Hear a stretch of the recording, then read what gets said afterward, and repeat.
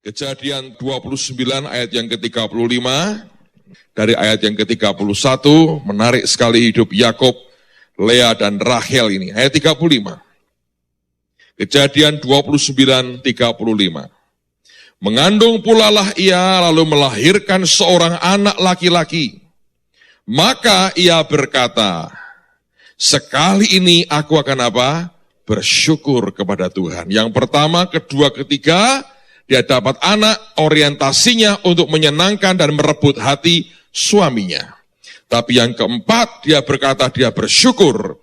Itulah sebabnya ia menamai anak itu Yehuda.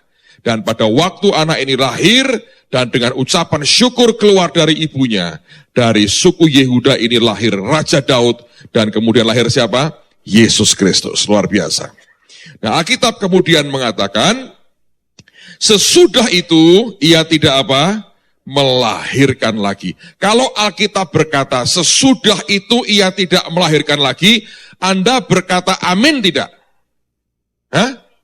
Amin toh? Artinya sesuatu yang sudah selesai. Tetapi nanti kita akan buktikan bahwa ternyata apa yang pernah diputuskan Tuhan selesai. Di sekian tahun kemudian berubah, saudara. Dan ini terobosan yang luar biasa. Artinya begini, kalau sampai Tuhan memutuskan selesai, dan ternyata sekian tahun kemudian, hati Tuhan bisa diubah. Sehingga keputusannya bisa berubah. Apalagi kalau yang menghentikan itu dunia dan setan, saudara. Betul nggak? Di dalam Tuhan, dia sediakan terobosan bagi anak-anaknya. Jangan pernah saudara pesimis dengan masa depanmu. Dengan berkata, nasibku sudah ditentukan begitu. Tuhan bisa mengubah, saudara. Saya berharap Anda masih punya pengharapan. Loh, kenapa kok berubah, Pak? Nanti kita lihat. Nah, sebelum kita lihat mengapa berubah, saya tunjukkan sebuah perang termodern abad 35, saudaraku. Pasal 30 ayat yang pertama. Ketika dilihat Rahel bahwa ia tidak melahirkan anak bagi Yakub, cemburulah ia kepada kakaknya itu. Tadinya kakaknya cemburu ke dia.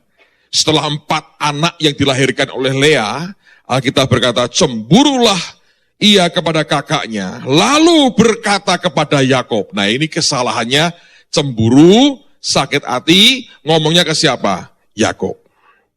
Kecemburuan itu bisa membuat orang perempuan jadi tidak masuk akal. Tahu nggak, saudara? Saya harap Anda mengerti itu. Kecemburuan itu bisa membuat orang sangat tidak make sense.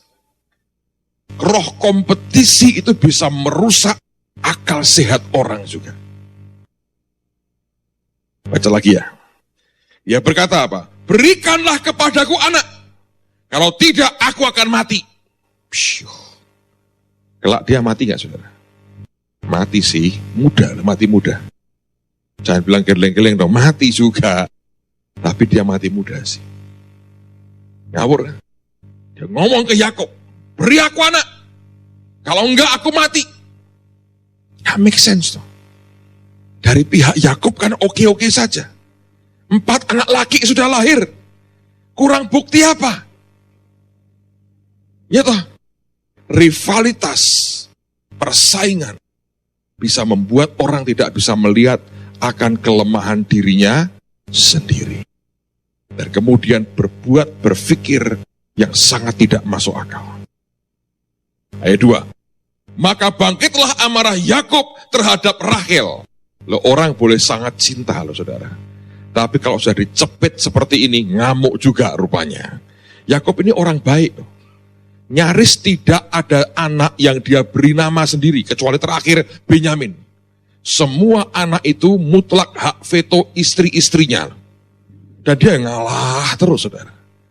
Tapi waktu dicepit suruh bertindak seperti Allah, ngamuk dia. Dan berkata, akukah pengganti Allah? yang telah menghalangi engkau mengandung? Kata Rahel. Nah, inilah perang yang paling hebat, saudara. Ini Bilha, budakku, perempuan. Hampirilah dia, supaya ia melahirkan anak di pangkuanku, dan supaya oleh dia aku pun mempunyai apa? Keturunan. Ini nurun siapa ini gak begini nih, saudara? Nurun Oma Sarah, saudara. Kesalahan diulang lagi. Anda ngerti ya, orang kalau sudah karena persaingan dalam hal apapun, dan Anda berkata, aku tidak mau kalah, Anda bisa buat yang konyol-konyol dalam hidup kita. Rahel ini dicintai Yakub luar biasa. Tapi manusia tidak pernah ada puasnya.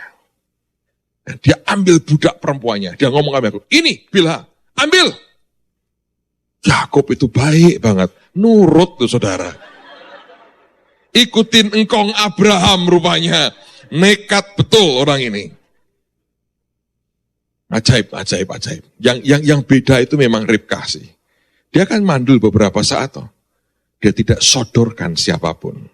Dan Ishak berkata, haleluya. Bapakku begitu, anakku begitu, istriku berbeda sekali. Mungkin dia meratapi nasibnya atau dia bersyukur, saya tidak tahu. Tapi Ishak memang simbol dari Yesus, jadi mesti jadi orang baik-baiklah dia, saudara. Tapi Yakub ini ajaib banget, saudara. Rahel persis tiru perbuatan daripada Sarai. Sodorin Bilha. Ayat berikutnya, ayat yang ke berapa? 4. Maka diberikannya Bilha budaknya itu kepada Yakub menjadi istrinya. Dan Yakub menghampiri budak itu. Nurut nggak saudara? Nurut. Siapa yang kepingin punya suami yang penurut, saudara? Yakub ini nurut. Ayat 5. Bilha mengandung. Lihat problemnya bukan di Yakub. Ini produktif banget orang ini. Ya toh, seperti domba-dombanya juga produktif. Oh, dia sebagai gembala juga produktif sekali. Lalu melahirkan seorang anak laki-laki bagi Yakub. Berkatalah Rahel, Allah telah memberikan keadilan kepadaku. Juga telah didengarnya permohonanku dan diberikannya kepadaku seorang anak laki-laki. Itulah sebabnya ia menamai anak itu siapa? Dan. Tapi suku ini hilang. Dan ini suku pertama yang menyembah berhala, saudara. Ayat 7. Mengandung pula lah Bilha, budak perempuan Rahel. Hebat, Yakub ini hebat. Lalu melahirkan anak laki-laki yang kedua bagi Yakub. Dalam dunia binatang ini pejantan yang luar biasa. Kasarnya begitu. Ya toh? Beranak terus. Berkatalah Rahel, aku telah sangat hebat bergulat dengan kakakku. Gawat. Dan aku pun, ring tinjunya siapa? Yakub, saudara. Itu lahan perebutan yang luar biasa. Maka ia menamai anak itu siapa? Naftali. Rahel berkata, 4-2 skornya. Skor ini kadang-kadang buat beberapa orang penting banget. 4-2. Dia bilang 2 lagi draw nih, dia pikir gitu. Yang 4 merasa, waduh gawat ini, sudah mulai 4-2. Ayat yang ke-9. Ketika dilihat Lea bahwa ia tidak melahirkan lagi, diambilnyalah siapa? Silpa. Wih, gak mau kalah. Ini kontes apa saya gak tahu. Ini Bilha, gua Silpa. My goodness, budak perempuan. Dan diberikannya kepada Yakub menjadi apa? Mau gak Yakub? Mau. Oh, ini ajaib. Ini mungkin karena ini berkat kesulungan ini loh saudara. Banyak cerita lucu kok dalam hidup kita.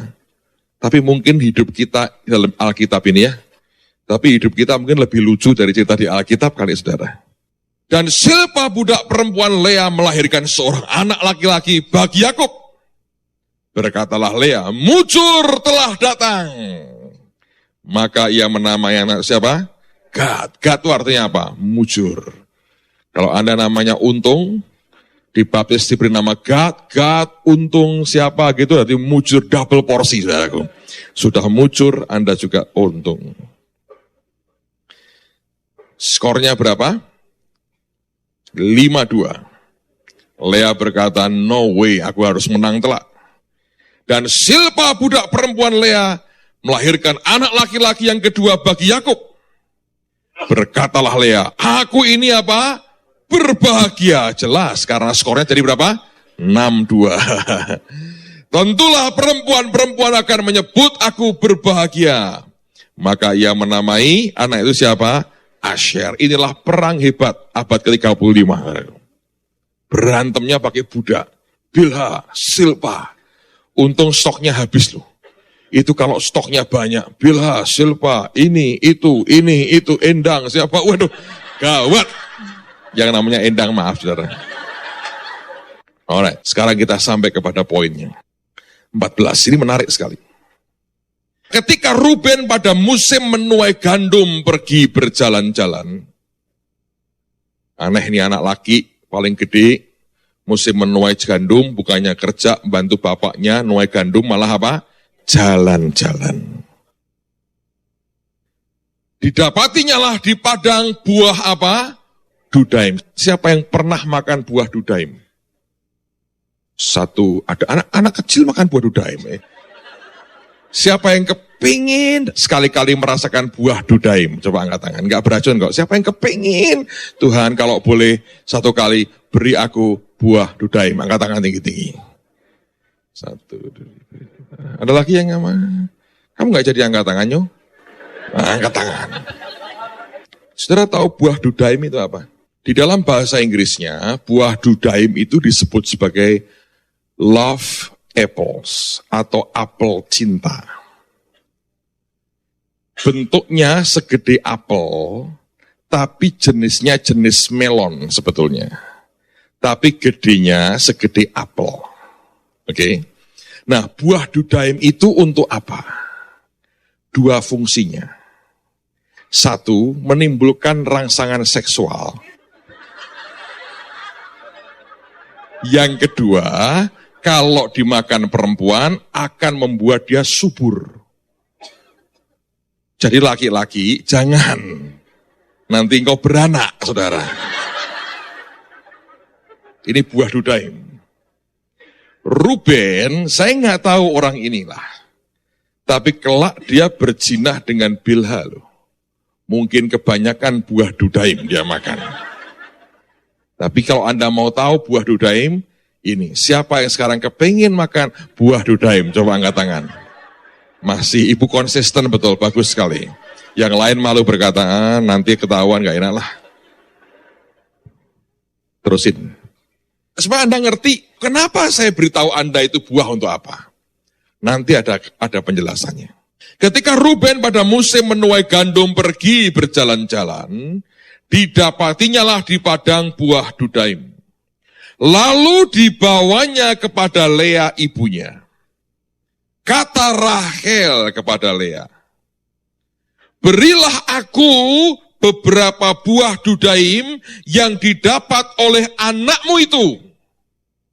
Lea minta, 15. Jawab Lea kepadanya, apakah belum cukup bagimu mengambil suamiku? Sekarang pula mau mengambil lagi buah dudaim anakku? Kata Rahel, dia buka rental.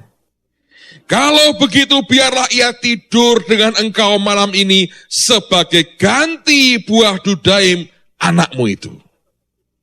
Yang disewain siapa? Yakob. Mau nggak dia disewain?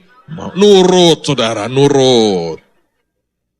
Ini pejantan sejati memang. Ketika Yakob pada waktu petang datang dari padang, pergilah Lea mendapatkannya. Si penyewanya datang.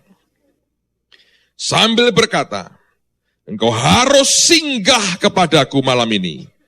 Sebab memang engkau telah apa? Kusewa, loh, rental kan saudara? Alkitab berkata, sebab memang engkau telah kusewa dengan buah dudaim anakku. Sebab itu, bagus sekali, sweet nurut, tidurlah Yakob dengan Lea pada malam itu. Saya mau beritahu Anda sesuatu, tidak mudah loh buat Lea menyerahkan buah dudaim itu kepada Rahel. Kenapa? Dari sejak anak pertama, anak kedua, anak ketiga.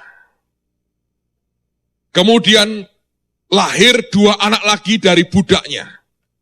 Kalau Yehuda, keluarnya ucapan syukur. Tapi sebagian besar anaknya itu, waktu mereka lahir, harapan terbesar Lea adalah mendapatkan cintanya siapa? Yakub. Satu-satunya keunggulan yang Lea miliki dari Rahel adalah bahwa dia melahirkan anak laki-laki minimal 4 waktu itu dari rahimnya untuk Yakub. Dan Rahel sama sekali tidak ada apa-apa. Walaupun Bilha melahirkan 2 anak, tapi itu bukan dari rahimnya Rahel. Bagaimanapun beda. Lea sadar, satu-satunya keunggulannya yang membuat dia masih punya pengharapan bahwa Yakub akan berpaling kepadanya adalah cuman itu. Bahwa kandungannya subur dan kandungan Rahel mandul. Dan tiba-tiba anaknya punya beberapa buah dudaim. Yang kalau dimakan, efeknya 2 tadi. Cuman bagi wanita, efek terbesarnya adalah akan membuat kemungkinan besar kandungannya jadi apa? Subur. Ketika Rahel minta buah dudaim itu, sebetulnya tidak mudah buat Lea untuk menyerahkan. Kenapa? Kalau sampai Rahel makan buah itu, dan ternyata buah itu berkhasiat buat Rahel, maka semua perjuangannya untuk mendapatkan Yakub berakhir dan tidak pernah dia akan dapatkan Yakub untuk dirinya. Sekali Rahel itu hamil, habis sudah. Dia boleh melahirkan mungkin puluhan anak, nggak ada gunanya. Dan terbukti kalau Anda baca di Alkitab, dibandingkan semua anak yang lain, yang paling dicintai oleh Yakub siapa? Yusuf, anaknya siapa itu? Rahel. Lea ngerti itu, saudara. Lea tahu itu. Sesuatu yang dia tahu kalau dia serahkan, efeknya adalah buat dirinya. Semua perjuangannya selama ini dan ke depan akan habis. Sebab dia tahu, ini buah akan membuat kandungan Rahel menjadi subur. Kalau sampai kandungan Rahel subur, dan dia hamil melahirkan anak bagi Yakub, permainan selesai, game over. Pertandingan pun tuntas selesai. Sedangkan dia sudah melahirkan begitu banyak anak lagi. Yakub tetap tidur dengan Rahel tiap hari, pulangnya ke kemahnya Rahel. Anda bisa ngerti itu? Sebuah sacrifice. Tapi sebenarnya itulah yang dihargai oleh Tuhan. Pada saat dia berkata, baik aku rela serahkan. Dia taruh semuanya. Dia ngerti, kalau aku lepaskan ini, kemungkinan habis aku. Memang Yusuf itu lahir bukan karena khasiat buah dudaim. Memang betul setelah itu pun dalam waktu yang singkat setelah itu, Rahel pun tidak hamil dan melahirkan anak. Tapi hari itu ketika dia berani serahkan buah dudaim itu, yang artinya kalau ini aku serahkan ke kamu, akan menghabisi masa depanku. Itu dihargai oleh Tuhan. Alkitab yang berkata bukan saya. Sesudah itu ia tidak melahirkan lagi. Dia tidak melahirkan lagi. Tapi sejak peristiwa dia serahkan buah dudaim.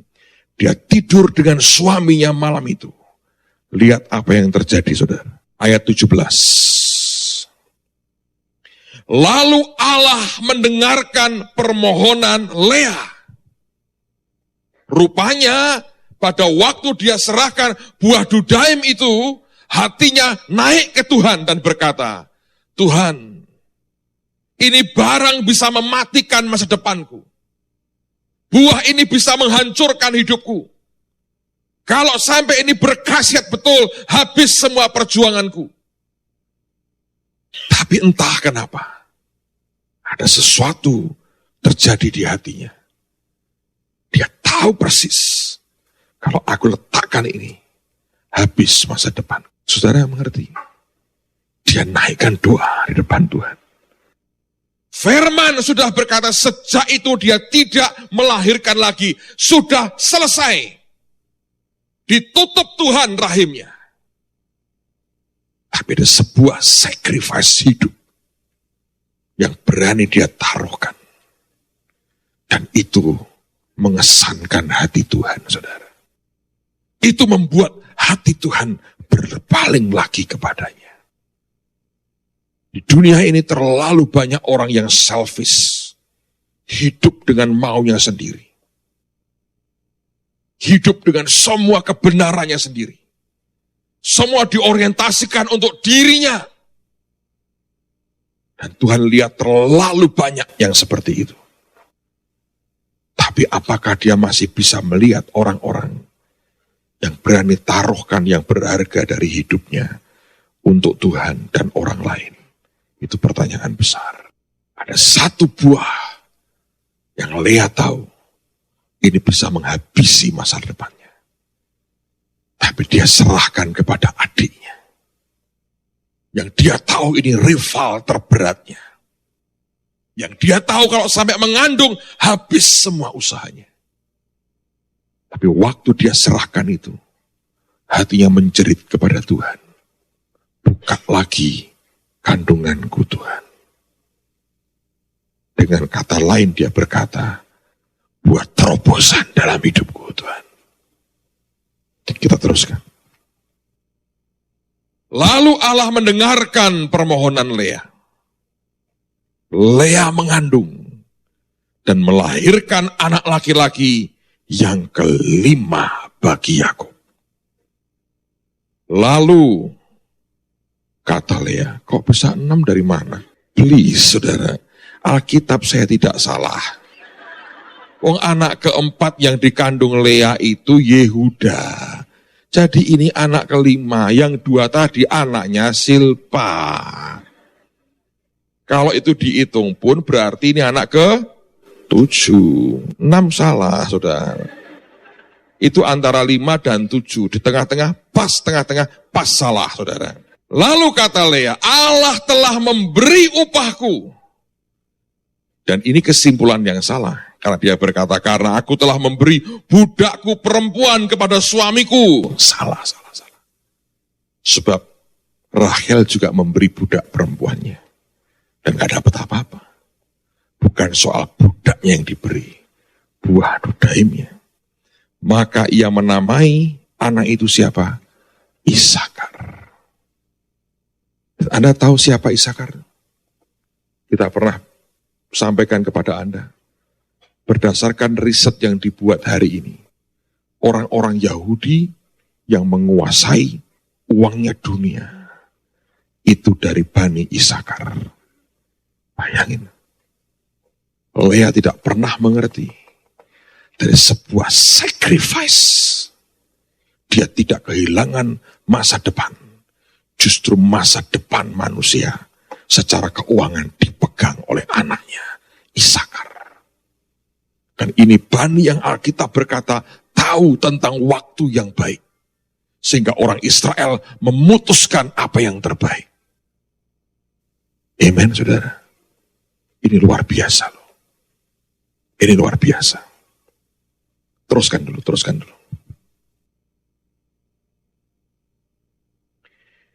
Kemudian Lea mengandung pula. Dan melahirkan anak laki-laki yang ke-6 bagi Yakub. Tuhan kalau boleh buka, dia buka terus, saudara. Berkatalah Lea, Allah telah memberikan hadiah yang indah kepadaku. Laki-laki arahnya memang salah. Sekali ini suamiku akan tinggal bersama-sama dengan aku. Karena aku telah melahirkan 6 orang anak laki-laki baginya. Maka ia menamai anak itu siapa? Saya mau tanya, tinggal enggak suaminya? Obsesinya untuk dapat hati suaminya begitu besar. Dan itu kesalahan yang tidak pernah dia pelajari dalam hidupnya. Tidak pernah. 21. Sesudah itu ia melahirkan seorang anak perempuan dan menamai anak itu siapa? Dina. Rupanya Tuhan lihat. Setiap diberi anak, obsesinya cuman suaminya. Anda boleh jadi orang yang dibela Tuhan terus. Tapi kalau pembelaan Tuhan itu hanya untuk dirimu dan kepuasanmu terus, lama-lama pembelaan itu akan berakhir, saudara. Tuhan sudah beri begitu banyak, dia gak pernah arahin hatinya balik ke Tuhan. Dan ini yang terjadi. Satu keseimbangan kecil Tuhan buat. Jadi tidak seimbang selama-lamanya. Lalu ingatlah Allah akan siapa? Rahel. Gawat, saudara. Begitu itu terjadi, game over, saudara. Pertandingan diakhiri, saudara. Allah mendengarkan permohonannya, serta apa? Membuka kandungannya. Maka mengandunglah Rahel, dan melahirkan seorang anak laki-laki. Berkatalah ia, Allah telah apa? Menghapuskan aibku. Maka ia menamai anak itu siapa? Yusuf, sambil berkata, mudah-mudahan Tuhan menambah seorang anak laki-laki bagiku. Ini juga problem manusia. Diberi nama, berkata, kurang Tuhan. Dan anak tambahan itu, dia harus bayar dengan apa? Nyawanya. Kalau Anda baca ini, saudara, apa sih yang kita bisa pelajari? Semua dalam hidup kita, kalau tidak arahnya itu balik ke Tuhan, saudara, sia-sia. Saudara boleh mendapatkan pembelaan seperti apapun, seperti Lea. Sampai dari rahimnya itu lahir begitu banyak anak, laki-laki dan perempuan. Tapi ketika terus tidak pernah bisa membuat hatinya balik ke Tuhan, dia berhenti loh, saudara. Alasan mengapa Tuhan memberkati kita, alasan mengapa dia melimpahi kita dengan begitu banyak hal, dia mau hati kita. Dia gak mau yang lain, dia mau hati kita. Bisakah dia mendapatkan hati kita? Dan seharusnya kita berkata, aku juga mau dapatkan hati Tuhanku. Dari sisi Tuhan dia mau pikat hati kita. Harusnya dari sisi kita, kita mestinya juga memikat hatinya. Kalau itu terjadi, saudara, hubunganmu dengan Tuhan akan seperti api yang terus menjilat naik ke atas dan membara. Tuhan akan terus mencoba memikat hati kita dengan apapun kebaikannya dia tunjukkan. Tapi seharusnya gereja, orang percaya, tiap hari juga berkata, aku ingin memikat hatinya. Dengan cara ikuti apa yang Roh Kudus mau dan perintahkan dalam hidup kita. Kalau hubungan kita dengan dia, hubungan yang saling ingin memikat hati. Itu hubungan tidak akan pernah memberi tempat kepada kesuaman, apalagi kemurtatan dalam hidup kita.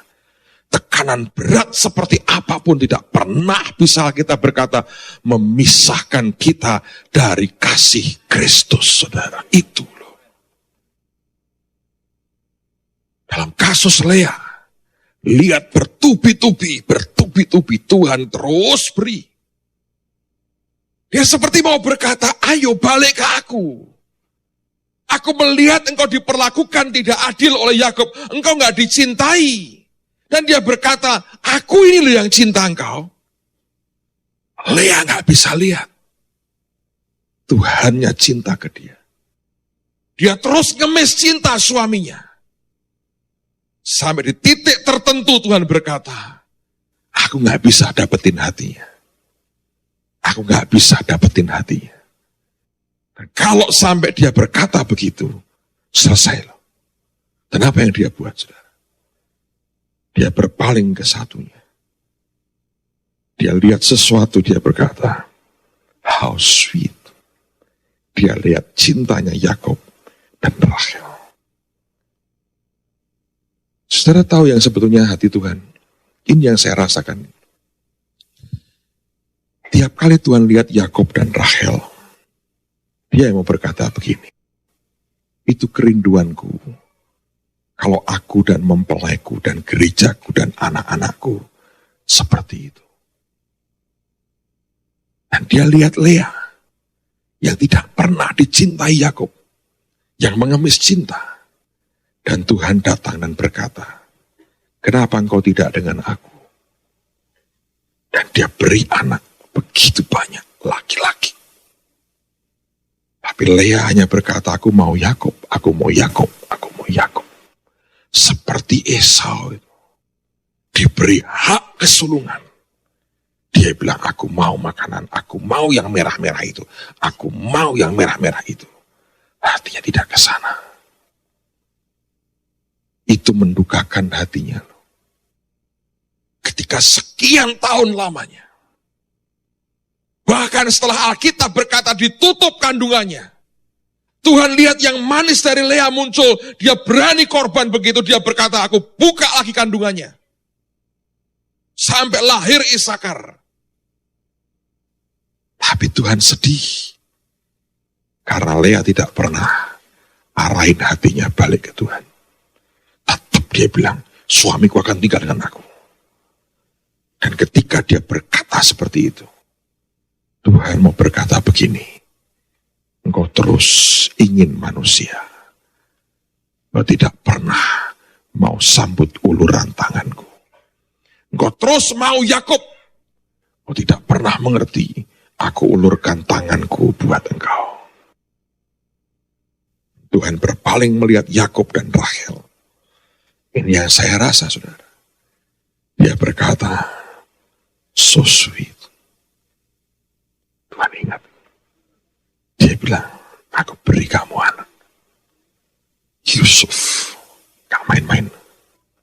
Dan anak ini yang membawa Yakub dan anak cucunya masuk ke Mesir. Dia kuasai dunia waktu itu. Dan masuk di rahim Mesir. Dan jadi sebuah bangsa. Itu Tuhan, saudara. Ketika Lea bisa bersyukur aja. Yehuda terima tongkat kerajaan. Bayangin. Saudara kalau mau ngerti hati Tuhanmu ya. Kayak begitu tuh. Berapa banyak kita yang seperti Lea sebetulnya. Berkati, diberkati. Tapi hatinya gak pernah balik ke dia. Selalu ada tujuan di dunia yang jadi prioritas. Gak pernah membuat hati ini teriak balik ke Tuhan. Dengan kerinduan, dengan cinta ke Tuhan. Orang gak pernah ngerti. Semua yang dia beri itu untuk memikat hati kita. Tapi kita gak pernah terpikat. Kita hanya pengen duitnya dan pengen berkatnya. Gak pernah terpikat. Bagaimana kita bisa memikat hati Tuhan dengan sikap seperti itu? No way. Jangan berpikir bahwa akan selamanya. Dia terus manjakan kita. Ada titik dia berkata, oke, kalau itu yang engkau mau. Engkau tidak ingin aku, engkau mau yang lain. I give it to you. Serahin. Lea sampai matinya tidak pernah mendapatkan cintanya Yakub. Kalau Anda ke Israel sekarang, di dekat Yerusalem itu, masih ada kuburan Rahel. Situ. Dibangun khusus, dijaga tentara. Ada kubur Rahel khusus. Sampai hari ini, orang masih bisa lihat. Anda bisa nangkep hati Tuhan. Itu aja loh. Seluruh Alkitab itu. Cuman itu aja. Bagaimana Tuhan pengen hati kita melekat ke Dia. Dan seharusnya kita juga memikat hatinya. Sampai Tuhan berkata, aku terpikat dengan Dia. Bisakah itu ada di hati kita? Bisakah kita kesampingkan semua yang duniawi? Bisakah kita kesampingkan semua yang dari daging, dari ego kita? Bisakah kita hanya berkata, semuanya Tuhan, karena aku ingin Engkau. Dan apapun yang Dia berikan buat kita, otomatis hati ini balik ke Tuhan. Dan bukan ke yang lain. Amen, saudara. Itu berita Tuhan buat saudara. Dia hanya mau berkata, apakah aku masih bisa mendapatkan cintamu? Kita sering kali nyanyi lagu cinta yang oke banget.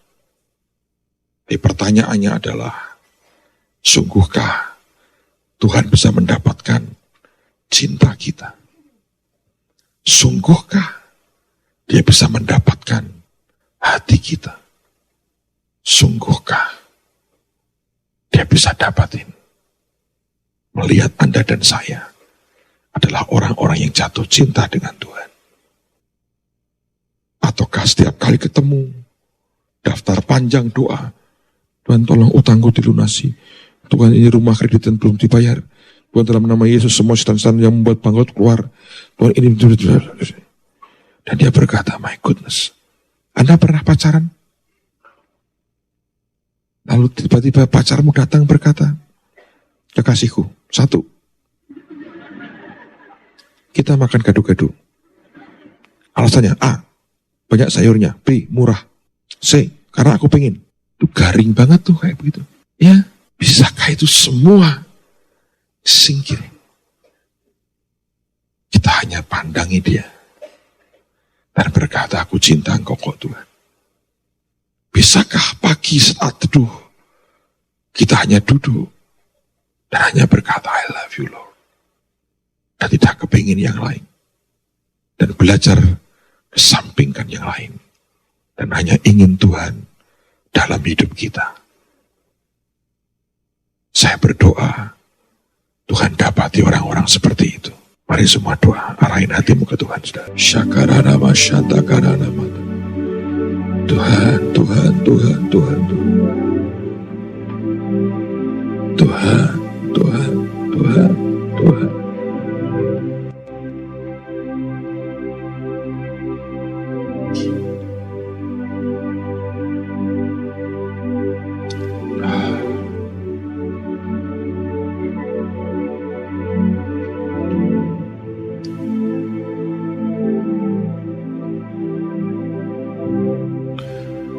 Ada orang-orang yang berkata, aku sudah bertahun-tahun Pak ikut Tuhan. Kadang-kadang itu gak terlalu jadi utama tuh di depan Tuhan. Karena si sulung juga kerja bertahun-tahun tidak pernah melanggar perintah Bapa. Tapi hatinya tidak pernah melekat kepada Bapaknya. Tuhan, Tuhan, Tuhan. Kiara Pak Shantakara Lapata Shantakara. Sikiara Ramataka Shantakarama.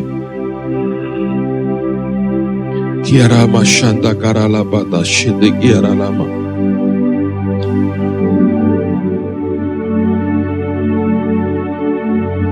Masing-masing doa aja saudara, masing-masing doa.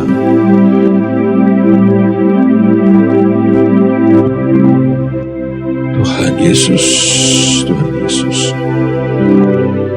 Tuhan Yesus, Tuhan Yesus, Tuhan Yesus. Tuhan, Tuhan, Tuhan, Tuhan, Tuhan, Tuhan. Kiara lapa shanta karala mashanta karana mashanta. Shakarana mashata kurumu shikire mashanta. Kiara la shanta karala mata karana. Kiara la mashanta karala mata kaya namashanta. Shikirine meta kaya rana mata karala mata. Santa kaya rana mata koromota karala mata. Kiara shanda koroposhe de kiara la mata karala. Ungkapkan hatimu kepada Tuhan, saudara.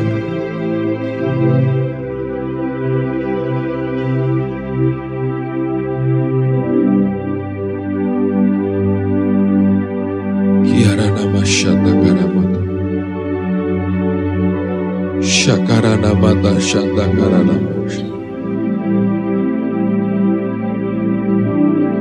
Orang yang hanya berfokus di dunia, yang dicari hanya materi, kebutuhan di dunia, martabat dan harga dirinya. Orang yang telah terbebas dari daya tarik bumi adalah orang yang hatinya mau berkata, aku mau Tuhanku lebih dari semua yang lain. Kiara Bashatakara. Tuhan, Tuhan, Tuhan, Tuhan, Tuhan. Roh Kudus, kalau bukan Engkau yang tarik hati anak-anak-Mu dibuat melekat kepadamu, tidak ada yang bisa, Tuhan. Hamba hanya berdoa minta Tuhan tarik hati anak-anak-Mu, tarik hati anak-anak-Mu. Berhenti doa dengan cara-cara agamawi, saudara. Doa-doa yang tidak pernah membuat engkau bisa bertemu dengan Tuhan itu harus berhenti. Mulai bicara dari hati, kedalaman yang paling dalam. Terlalu banyak doa-doa yang di permukaan, bahkan bahasa rohmu pun hanya kebiasaan. Tidak pernah membawa kedalaman di dasar yang paling dalam dari hatimu. Terlalu banyak orang yang hidup dengan penuh dengan tembok dalam hidupnya. Rasa tidak amanmu terlalu banyak. Tidak pernah bisa mengungkapkan hati. Semua bergerak di pikiran saja. Dengan ketakutan dan kekhawatiran. Minta Tuhan supaya dibongkar semua. Minta Roh Kudus tarik hatimu. Kalau tidak, nggak ada gunanya. Terlalu banyak doa-doa bahkan yang berbahasa lidah pun itu hanya karena agamawi dan bukan dari Roh Tuhan.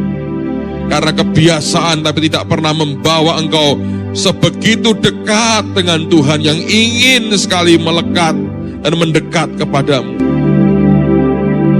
Tuhan, Tuhan, Tuhan, Tuhan.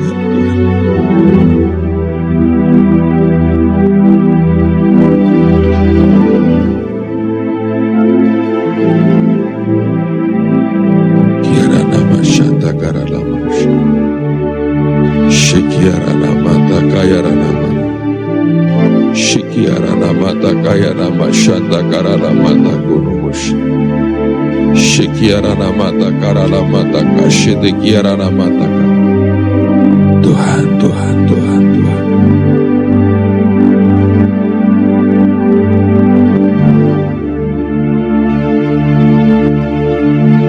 Turunkan, turunkan, turunkan anugerah-Mu.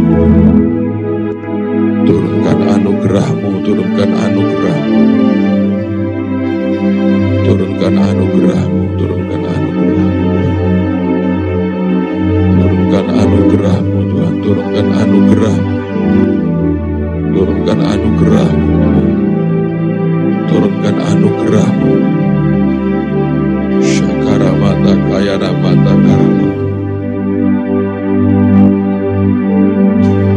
Mari semua angkat kedua tanganmu di hadapan Tuhan. I love you Lord and I lift my voice. Semua angkat kedua tanganmu. Sebab beginilah firman Tuhan kepada kaum Israel. Carilah aku, maka kamu akan hidup. Janganlah kamu mencari Betel. Janganlah pergi ke Gilgal. Dan janganlah menyeberang ke Beersheba. Sebab Gilgal pasti masuk ke dalam pembuangan. Dan Betel akan lenyap. Carilah Tuhan, maka kamu akan hidup. Supaya jangan ia memasuki keturunan Yusuf bagaikan api yang memakannya habis dengan tidak ada yang memadamkan bagi Betel. Kiara syata kara lapa syata karaba. Kiara syata kara lapa syata kara. Tuhan berkata, carilah yang baik dan jangan yang jahat supaya kamu hidup. Dengan demikian Tuhan Allah semesta alam akan menyertai kamu seperti yang kamu katakan. Kiara shata karalapa shata karalapa karalapa. Nete kirebe shikira mata karalamata karalamata. Onta kashikiria mata kasikiara mata karalamata. Nanta karashikiri mata karamata karamata. Neshikirita kasakaralapata karalama. Ora shata karalapa shata karalamata. Nekitika shakala kalapato kushikiara mata karamata. Yaralapa shanta karalapa takarapa shete. Tuhan ajari kami, arah hati kami hanya mencari Engkau dan bukan yang lain. Maka kami akan hidup, dan kami hidup karena Engkau Tuhan. Saudara, mari siapkan hatimu. Kita minta pengurapan Tuhan supaya mulai hari ini Dia beri kita pikiran Kristus. Dan pewahyuan dari Tuhan biar menguasai pikiran kita. Kita doa, kita minta Tuhan supaya disaring telinga kita dari mendengar dari yang jahat yang tidak perlu. Tapi kita minta kepekaan Tuhan mendengar akan suara Tuhan. Yang tak kita minta, apapun yang kita kerjakan Tuhan buat berhasil. Firman berkata Dia memberi kepada tangan kita the power to get wealth. Dan kita berdoa minta setiap langkah perjalanan kita biar kita menginjak tempat yang sudah disiapkan Tuhan sesuai dengan rencananya. Kita berdoa tidak ada orang di tengah-tengah kita yang menyimpang dari rencana Tuhan. Langkah-langkah kita disiapkan Tuhan dan masuk dalam rencananya. Kiara pasyanta karala pata syukuromota syanta karapa. Nakara syete kiara mata koromo syete kiara lamata karalama. Nasyanta karalapa syekiremete karalamata karapa. Ya hashikiremete shikiremeta karalamata karama. Yara santa karalapa sete kiaralamata karamata. Yara shete karalama santa karalamanta korealapata. Ora shete kiaralata karalama sete karalamata. Yanarama santo koro sete karalamanta kayaralapa. Yara shikiremete kashata karalamanta karalapa.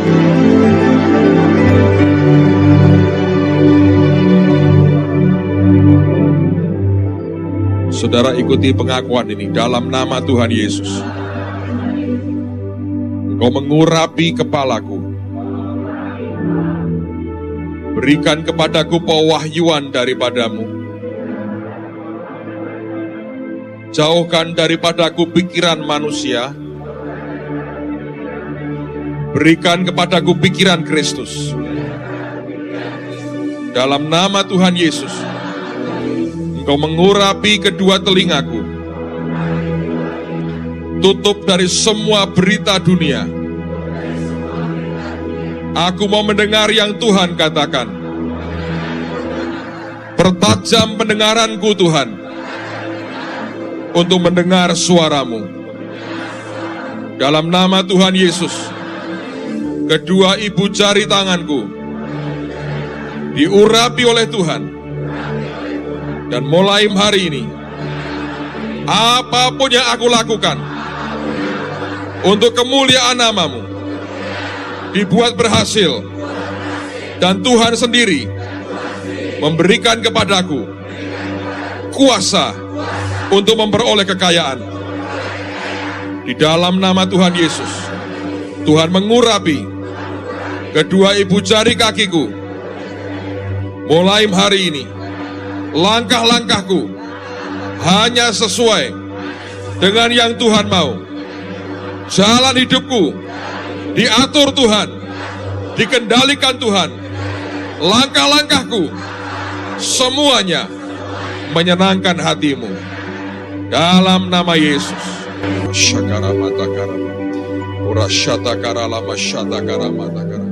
Ucapkan syukur kepada Tuhan yang baik.